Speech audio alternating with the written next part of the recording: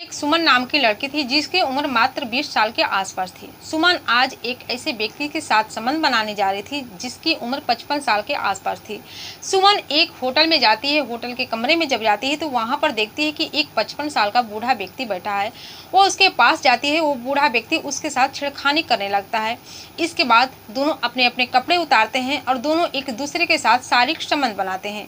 जब बूढ़ा व्यक्ति थक जाता है तो बिस्तर पर लेट जाता है। इसके बाद कुछ देर आराम करता है और आराम करने के बाद अपने कपड़े पहनकर जाने लगता है। तभी सुमन कहती है कि मैं आपसे बहुत ज़्यादा खुश हूँ।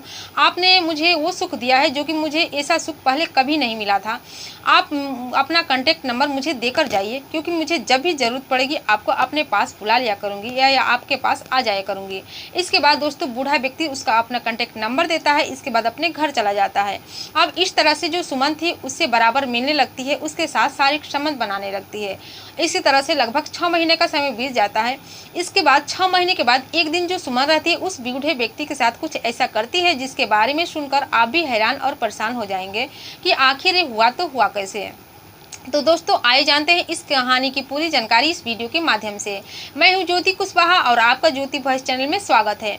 वीडियो में आगे बढ़ने से पहले आपसे रिक्वेस्ट है कि अगर आप लोग मेरे चैनल पर नए हैं तो वीडियो को लाइक कर दीजिएगा और चैनल को सब्सक्राइब कर दीजिएगा ताकि हमारा हौसला बढ़ता रहे। और आप लोग से मेरी यह भी रिक्वेस्ट है कि जो कोई भी भाई बहन मेरी वीडियो को जहाँ से भी देख रहे हैं, जिस जगह से देख रहे हैं, अपना नाम और अपने जगह का नाम कमेंट में ज़रूर शेयर करिएगा ताकि मैं भी अपने आने वाली अगली वीडियो में आप लोग का नाम ले सकूं और मुझे नाम लेने में बेहद खुशी हो। और जो कोई भी भाई बहन अपना नाम शेयर किए हैं, मैं उनकी लिस्ट मेरे पास है। मैं वीडियो के लास्ट में उन लोगों का नाम जरूर लूँगी। तो दोस्तों आज की जो ये सच्ची घटना है, ये घटना है बिहार के भागलपुर ज़िले की। उस भागलपुर ज़िले में एक छोटा सा गांव था। उस गांव के रहने वाले जो कि वीरेंद्र प्रताप सिंह, जिनके घर में पत्नी के अलावा एक बेटी थी सुमन। सुमन बहुत ही सुंदर और सुशील थी। देखने में जितनी सुंदर थी वो ज़्यादा पढ़ने में ही उतनी तेज तरार थी। उसके हर एक सब्जेक्ट पे अच्छे नंबर आया करते थे। वो अपनी पढ़ाई बहुत ही मन लगाकर पढ़ा करती थी, किसी से कुछ ज़्यादा मतलब नहीं रखती थी। लेकिन एक दिन सुमन के दिमाग में विचार आता है कि क्यों न उसके पास एक मोबाइल हो। वो अपने पिताजी से मोबाइल की डिमांड करती है क्यों, लेकिन उसके जो पिताजी थे वो गाँव में ही खेती बाड़ी का काम कर रहे थे और जो माताजी थी वो पास के ही एक प्राइवेट स्कूल में टीचर थी। इस तरह से उनका परिवार चल रहा था। उसके परिवार में किसी तरह की कोई दिक्कत नहीं थी। हालांकि वो नॉर्मल परिवार था, लेकिन खाने पीने की कोई चीज़ की कमी नहीं थी। इस तरह से एक दिन वो अपने पिताजी से कहती है कि आप मुझे एक मोबाइल खरीद के दीजिए, क्योंकि मेरी सभी सहेलियों के पास मोबाइल है। जब पिताजी ये बात सुनते हैं तो कहते हैं कि बेटी मेरे पास इतना पैसा नहीं है कि मैं मोबाइल खरीद कर दूं, ऊपर से तुम्हारी पढ़ाई में इतने ज़्यादा पैसे लग जाते हैं। अब जो सुमन रहती है जब उसको मोबाइल नहीं मिलता है तो काफ़ी उदास हो जाती है। फिर वो अपने स्कूल जाती है, अपने कॉलेज जाती है तो देखती है कि उसकी सभी सहेलियों के पास मोबाइल है, क्योंकि उसकी अक्सर जो सहेली आती थी उसके पास उन लोगों के पास मोबाइल रहता था और मोबाइल में कुछ गंदी गंदी वीडियो भी देखती थी। उसकी सहेली के जो व्यवहार थे अच्छे नहीं थे। एक दिन अपनी सहेली से मोबाइल मांगती है तो उसकी सहेली उस पर कुछ गंदी बातें बोल देती है, कुछ ऐसी बातें बोल देती है जो कि सुमन को बहुत बुरा लगता है। उसकी सहेली कहती है कि अगर तुम्हें मोबाइल चलाने की इतना ही शौक है तो तुम अपने पिताजी से क्यों नहीं मोबाइल ले लेती है। इस पर सुमन को बहुत ही बुरा लगता है, लेकिन वो कर भी क्या सकती थी। उसके पिताजी उसको मोबाइल खरीद के नहीं दे रहे थे। ऐसे ही वक्त बीतता रहता है। एक दिन जो उसकी जो सहेली रहती है, उसका जो बेस्ट फ्रेंड रहती है जिसका नाम प्रिया रहती है, उसके पास भी महंगी मोबाइल होती है। वो अपनी सहेली के पास मोबाइल देखकर वो भी चौंक जाती है। कहती है कि प्रिया तुम्हारे पास इतनी महंगी मोबाइल आई कैसे, क्योंकि तुम भी तो एक नॉर्मल परिवार से बिलोंग करती हो। तुम्हारे पिता भी जी इतने अमीर नहीं है, लेकिन जब भी देखो तो तुम स्कूल में इतने सारे पैसे भी लाती हो, खाने पीने की चीज़ें लाती हो और इतनी महंगी मोबाइल भी लाती हो। इसमें ये पैसे आते कहाँ से हैं, तुम इतनी महंगी मोबाइल खरीदी कहाँ से हो। जब प्रिया यह बात सुनती है तो कहती है कि तुम ये जानकर क्या करोगी, ये बहुत ही राज की बात है, तुम ये सब नहीं कर पाओगी। लेकिन सुमन जिद कर देती है कि नहीं तुम बताओ तुम्हारे पास इतने पैसे आते कहाँ हैं, तुम ऐसा कौन सा काम करती हो। लेकिन प्रिया उस दिन नहीं बताती है क्योंकि स्कूल की छुट्टी हो चुकी थी। कहती है कि अगले दिन आना, मैं पूरी बात सही से बताऊँगी। इसके बाद दोस्तों दोनों अपने अपने घर चली जाती हैं। सुमन को रात को नींद नहीं आता है। वो हमेशा यही सोच रही थी कि आखिर प्रिया के पास उतना महंगा मोबाइल आया तो आया कैसे, और हमेशा पैसे लेकर स्कूल आती है, खाने पीने की बहुत सारी चीज़ें लेकर आती है। आखिर वो ऐसा कौन सा काम करती है जो कि उसके पास इतने पैसे आते हैं। इसके बाद दोस्तों जब सुबह होता है तो सुबह जो सुमन रहती है फिर अपने कॉलेज जाती है, और कॉलेज जाने के बाद प्रिया से वही सवाल कर बैठती है। प्रिया कहती है कि तुम मानोगी नहीं। उसको एक एकांत जगह में ले जाती है, और वहाँ पर ले जाने के बाद प्रिया से सुमन से कहती है कि मैं एक वेश्यावृत्ति का काम करती हूँ। दरअसल इस काम में कोई ज़्यादा मेहनत नहीं है। ये मैं एक बूढ़े व्यक्ति के साथ, जो कम ज़्यादा उम्र के जो व्यक्ति रहते हैं उस लोगों के साथ संबंध बनाती हूँ, और संबंध बनाने के बाद वो लोग मुझे पैसा देते हैं, और ऐसे ही महीने में 10 से 15 लोग से मैं संबंध बना लेती हूँ, जिससे कि मेरे पास 40 से 50 हज़ार रुपये हो जाते हैं, जिससे मेरी ज़िंदगी अच्छा खासा चल रही है। जब सुमन ये बात सुनती है तो पहले तो शौक हो जाती है और कहती है कि नहीं, ये काम नहीं कर सकती, इस काम में बहुत ही गलत है। लेकिन अपने सपने को पूरा करने के लिए, अपने सब इच्छा को पूर्ति करने के लिए वो काम करने के लिए तैयार हो जाती है। इसके बाद प्रिया से कहती है कि मैं ये काम करना चाहती हूँ, प्लीज़ मुझे भी ये काम दिलवा दो।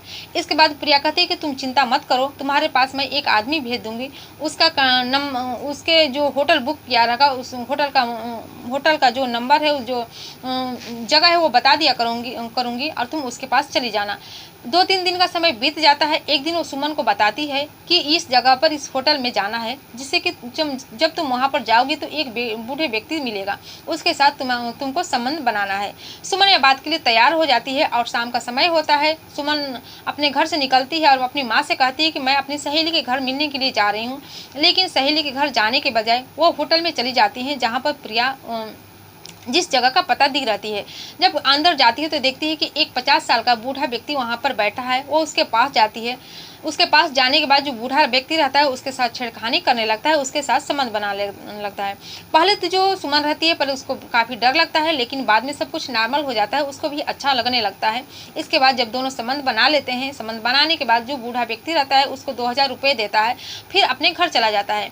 इस तरह से जो सुमन रहती है पैसे पाकर बहुत ही खुश हो जाती है, और अगले दिन जब अपने कॉलेज आती है तो अपनी सहेली प्रिया से मिलती है और कहती है कि मुझे बहुत खुशी हुई कि मुझे पैसे मिले हैं, और इस काम में तो ज़्यादा मेहनत भी नहीं है, लेकिन पैसे ज़्यादातर मिल रहे हैं। प्रिया कहती है कि ठीक है, जब तो तुम यह काम किया करो, जब तुम्हारे पास मोबाइल खरीदने के लिए पैसे हो जाएंगे, 15 से 20 हज़ार रुपये हो जाएंगे, जब तुम्हारी मर्जी, काम छोड़ देना है या करना।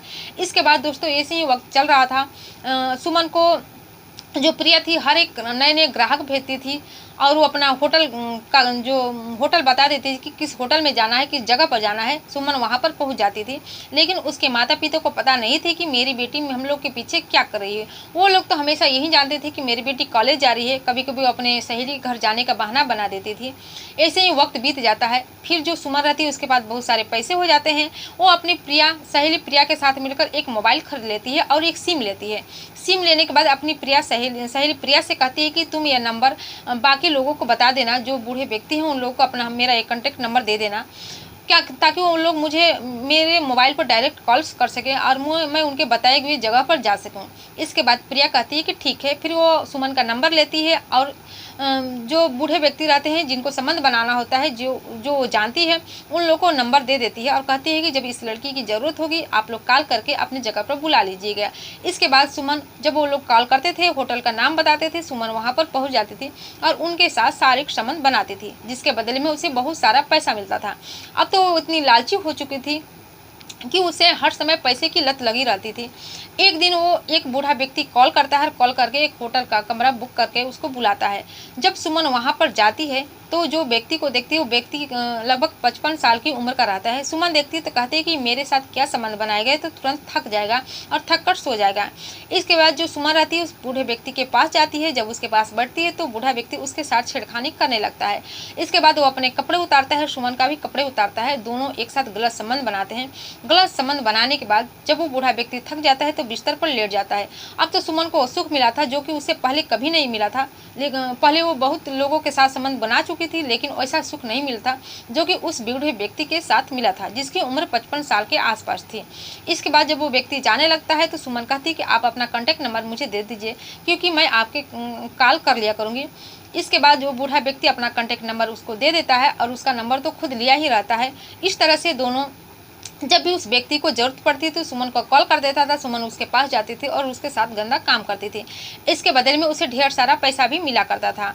लेकिन उसके माता पिता को पता ही नहीं चला था कि उसकी बेटी के पास मोबाइल हो गया है, क्योंकि जब भी वो मोबाइल चलाती थी तो उसके माता पिता की चोरी छुपे चलाते थे। अक्सर उसके पिताजी खेतों पर काम करने के लिए चले जाते थे। जो उसकी माता जी रहती थी वो प्राइवेट स्कूल में पढ़ाने के लिए चले जाती थी। सुमन को पूरी तरह से घर में मौका था, उसे टोकने रोकने वाला कोई नहीं था। जब भी चाहे बात कर लिया करती थी, अपना मोबाइल चला लिया करती थी। ऐसे ही वक्त बीत जाता है। लगभग 6 महीने का समय बीत जाता है। एक दिन जो सुमन रहती है उस बूढ़े व्यक्ति को के पास कॉल करती है और कहती है कि मैं आपसे अभी मिलना चाहती हूँ। इसके बाद जो बूढ़ा व्यक्ति रखता है एक होटल बुक करता है और सुमन वहाँ पर मिलने के लिए चली जाती है। दोस्तों, जब वहाँ पर मिलने के लिए जाती है तो बूढ़ा व्यक्ति से कहती है कि मैं आपसे प्यार करती हूँ, आपसे शादी करना चाहती हूँ। जब बूढ़ा व्यक्ति ये बात सुनता है तो हक्का बक्का रह जाता है, उसके पैरों तले जमीन खिसक जाता है। कहता है कि मेरी उम्र इतनी है और तुम्हारी उम्र 20 साल की है, ये कैसे हो सकता है? दोनों की शादी नहीं हो सकती, लोग देखेंगे तो क्या सोचेंगे? सुमन कहती कि मुझे उम्र का पता नहीं है कि किसकी उम्र क्या है, मैं बस इतना जानती हूँ कि मैं आपसे प्यार करती हूँ और आपसे ही शादी करूंगी, वरना मैं अपनी ज़िंदगी समाप्त कर लूँगी। इसके बाद जो बूढ़ा व्यक्ति रहता है सुमन से शादी कर लेता है और शादी करने के बाद एक नॉर्मल तरीके से दोनों मंदिर में शादी करते हैं। और शादी करने के बाद सुमन अपने माता पिता का आशीर्वाद लेने के लिए अपने घर जाती है। अपने घर तो जाती है, लेकिन जो उसके माता पिता हैं दोनों को इस स्थिति में देखते हैं तो देखते ही दंग रह जाते हैं। वो अपनी बेटी को देख रहे थे और अपने दामाद को, जो कि जिसकी उम्र 55 साल के आसपास थी और कहाँ बेटी 20 साल के आसपास थी। जब दोनों की इस स्थिति में देखते हैं तो रोने लगते हैं और कहते हैं कि बेटी तुमने क्या कर दिया, हम लोग को तुमसे ये उम्मीद नहीं थी। हम लोगों ने तो सोचा था कि तुम पढ़ लिख कर हमारा नाम रोशन करोगी और कुछ आगे चलोगी, लेकिन तुमने ऐसा कर दिया कि अब हम लोग समाज में सिर ऊपर उठाकर चलने लायक नहीं है। इसके बाद दोनों बहुत रोते हैं और सुमन को बहुत ही बुरा भला कहते हैं और दोनों को अपने घर से निकाल देते हैं। इसके बाद सुमन का अपने माता पिता का आशीर्वाद नहीं मिलता है, लेकिन वो पछताने लगती है। लेकिन अब पछताने से क्या होगा, अब तो शादी हो चुकी थी। इसके बाद वो बूढ़ा व्यक्ति अपने घर सुमन को ले जाता है और अपने साथ उसको रख लेता है। इसी तरह से दोनों की ज़िंदगी अच्छा खासा चलने लगती है। तो दोस्तों, सुमन पैसे के लालच में इतनी अंधी हो जाती है कि एक बूढ़े व्यक्ति से प्यार कर बैठती है और उसी से शादी कर लेती है। तो ये कहानी सुनाने का उद्देश्य आपको दुखी करना, परेशान करना नहीं था, बल्कि जागरूक करना था, सचेत करना था कि आप लोग भी अपने बच्चों पर ध्यान दीजिए कि आपके पीछे आपके बच्चे क्या कर रहे हैं, किस जगह पर जा रहे हैं, कहाँ जा रहे हैं, ऐसा कौन सा काम कर रहे हैं जो कि उन्हें नहीं करना चाहिए था। तो दोस्तों, इस घटना से, इस कहानी से आपकी क्या राय है कमेंट सेक्शन में कमेंट करके ज़रूर बताइएगा।